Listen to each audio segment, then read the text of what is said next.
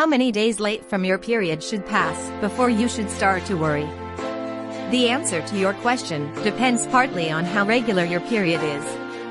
If you get it like clockwork, very few women do, actually, then a couple of days late might be cause for concern. On the other hand, if your period varies from month to month, then you will have to wait longer.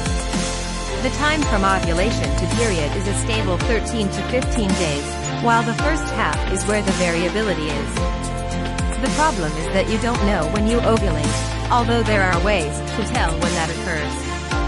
One particularly labor-intensive way is to take your temperature first thing in the morning, every single morning before getting out of bed, charting the results, and looking for a very small rise in your body temperature, your so-called basal body temperature, BBT. This is time-consuming and difficult to remember. Since it is the first half of your cycle that is variable, you cannot simply count forward from the first day of your period to get the day of ovulation. You can only count backwards about 14 days from the first day of your next period, meaning you can only be certain of the day you ovulated in retrospect. This is difficult if your period varies. Counting forward from your last period, or using an as for your phone, can only give you an approximation of when ovulation occurs. This approximation becomes less accurate the more your menstrual cycles vary.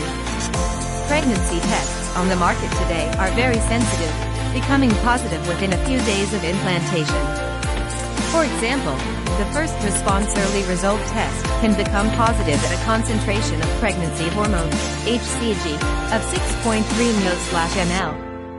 This is a very low number, and will be reached as early as 6 days before your next period. First response rapid results will be positive on about the day you expect your period. But if you don't know the exact day your next period will start, this becomes the problem. Addendum: as HCG and other hormone levels begin to rise before your period is even late, you may begin to experience symptoms of pregnancy. But you should not rely only on symptoms to determine if you are pregnant.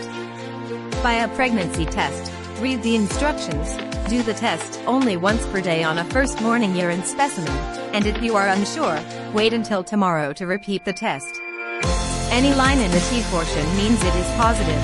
It doesn't have to be darker than the C line. And read the test, then throw it away after 5 minutes, since it is no longer readable. The way to prevent worry is to use some kind of contraception.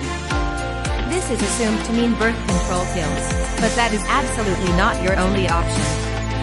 This is the part where you have to see a doctor to discuss the different methods that are available to you.